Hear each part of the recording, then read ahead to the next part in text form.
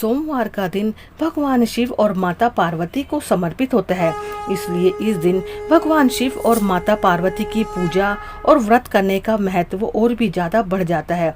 यदि आप भी सोमवार के व्रत रखते हैं तो आपको सोमवार व्रत कथा पढ़ना बेहद जरूरी हो जाता है। देवों के देव भगवान भोलेनाथ बहुत ही भोले माने जाते हैं, इसीलिए उनका एक नाम भोलेनाथ भी है। पौराणिक मान्यताओं के अनुसार भगवान शंकर को प्रसन्न करने के लिए किसी भी तरह के खास पूजन की आवश्यकता नहीं होती है, क्योंकि कहा जाता है कि वह तो भोले है और भक्त की क्षणिक मात्र की भक्ति से ही वह जल्द ही प्रसन्न हो जाते हैं। अगर आप भी शिव की भक्ति और कृपा पाने के लिए सोमवार का व्रत करते हैं तो इस कथा से भोलेनाथ को शीघ्र ही प्रसन्न कर सकते हैं। तो चलिए शुरू करते हैं सोमवार के व्रत की कथा।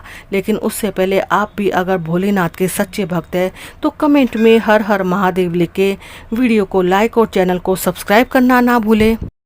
किसी नगर में एक धनी व्यापारी रहता था।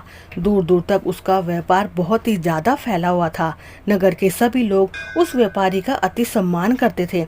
इतना सब कुछ संपन्न होने के बाद भी वह व्यापारी बहुत दुखी रहता था, क्योंकि उसके कोई पुत्र नहीं था, जिस कारण अपनी मृत्यु के पश्चात व्यापार के उत्तराधिकारी की चिंता उसे हमेशा सताती रहती थी। पुत्र प्राप्ति की इच्छा से व्यापारी प्रत्येक सोमवार भगवान शिव की व्रत पूजा किया करता और शाम के समय शिव मंदिर जाकर शिव जी के सामने घी का दीपक जलाया करता था। उसकी भक्ति देखकर मां पार्वती प्रसन्न हो गई और भगवान शिव से उस व्यापारी की मनोकामना पूर्ण करने का निवेदन किया। भगवान शिव बोले, इस संसार में सबको उसके कर्म के अनुसार फल की प्राप्ति होती है। जो प्राणी जैसा कर्म करता है उन्हें वैसा ही फल प्राप्त होता है। शिव जी द्वारा समझाने के बावजूद मां पार्वती नहीं माने और उस व्यापारी की मनोकामना पूर्ति हेतु वह शिव जी से बार बार अनुरोध करती। अतः माता के बार बार आग्रह को देकर भगवान भोलेनाथ को उस व्यापारी को पुत्र प्राप्ति का वरदान देना पड़ा। वरदान देने के पश्चात भोलेनाथ मां पार्वती से बोले, आपके आग्रह पर मैंने पुत्र प्राप्ति का वरदान तो दे दिया, परंतु इसका पुत्र सिर्फ 16 वर्ष से अधिक समय तक जीवित नहीं रहेगा। उसी रात भगवान शिव उस व्यापारी के स्वप्न में आए और उसे प्राप्ति का वरदान देते हैं और उसके पुत्र के 16 वर्ष तक के जीवित रहने की भी बात बता देते हैं। भगवान के वरदान से व्यापारी को खुशी तो हुई, लेकिन पुत्र की अल्पायु की चिंता ने उस खुशी को नष्ट कर दिया। व्यापारी पहले की तरह ही सोमवार के दिन भगवान शिव का विधिवत पूजा करता रहा। कुछ महीनों के बाद उसे एक अति सुंदर बालक की प्राप्ति हुई और घर में खुशियां ही खुशियां भर गई। बहुत ही धूमधाम से पुत्र जन्म का समारोह मनाया गया, परंतु व्यापारी को पुत्र जन्म की अधिक खुशी नहीं हुई, क्योंकि उसे पुत्र की अल्पायु के रहस्य का पता था। जब पुत्र 12 वर्ष का हुआ तो व्यापारी ने उसके मामा के साथ उसे पढ़ने के लिए वाराणसी भेज दिया। लड़का अपने मामा के साथ शिक्षा प्राप्ति हेतु चल दिया। रास्ते में जहाँ भी मामा भांजे विश्राम हेतु रुकते, वहीं वह लोग यज्ञ कराते और ब्राह्मणों को भोजन कराते। लंबी यात्रा के बाद मामा भांजे एक नगर में पहुंचे।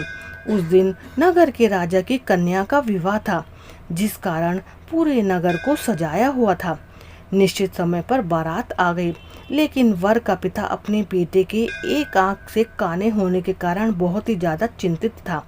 उसे डर था कि इस बात का पता चलने पर कहीं राजा विवाह करने से इनकार ना कर दे, इससे उसकी बड़ी बदनामी होगी।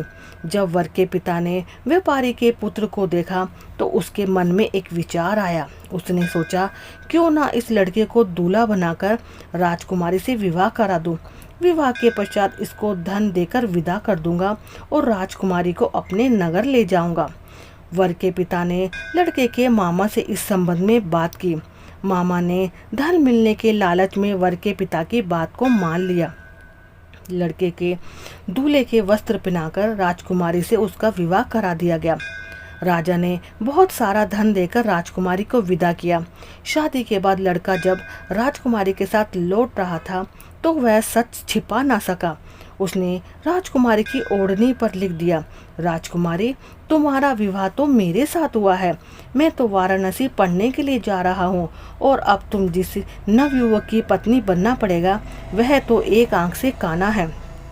जब राजकुमारी ने अपनी ओढ़नी पर लिखा हुआ पढ़ा तो उसके काने लड़के के साथ जाने से इनकार कर दिया। राजा को जब ये बातें पता लगी तो उसने राजकुमारी को महल में ही रख लिया। उधर लड़का अपने मामा के साथ वाराणसी पहुंच गया और गुरुकुल में पढ़ना शुरू कर दिया। जब उसकी आयु 16 वर्ष की हुई तो उसने यज्ञ किया। यज्ञ की समाप्ति पर ब्राह्मणों को भोजन कराया, खूब वस्त्र अन्न दान दिए। रात को वह अपने शयन कक्ष में सो रहा था।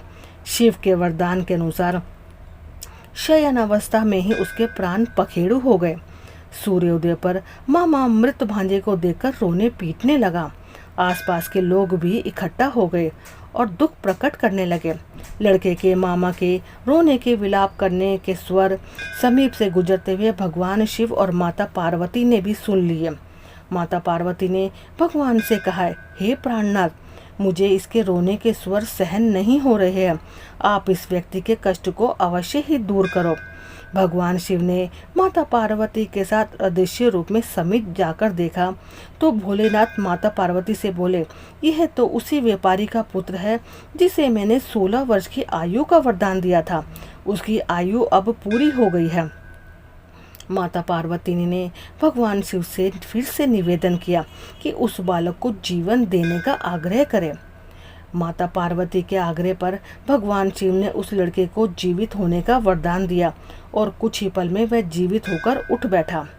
शिक्षा समाप्त करके लड़का मामा के साथ अपने नगर की ओर चल दिया। दोनों चलते हुए उसी नगर में पहुंचे जहां उसका विवाह हुआ था। उस नगर में भी यज्ञ का आयोजन किया।